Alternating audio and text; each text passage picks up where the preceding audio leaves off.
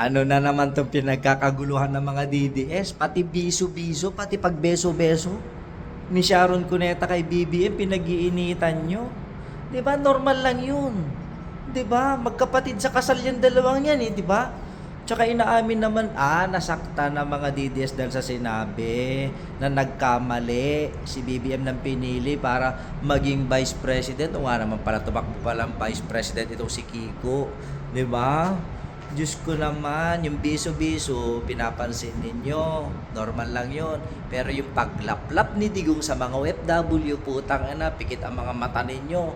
Hindi ba naman kayo mga sandamukan na si Raulo, mga bubo? Itong mga fake news vloggers na to, itong mga DDS no, kung ano-ano lang ginagawa ng kwento, no?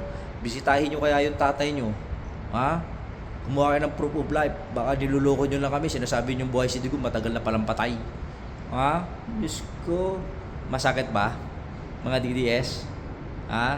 Dahil nakikita nyo nagkakaigihan ng dilawan at saka pulahan.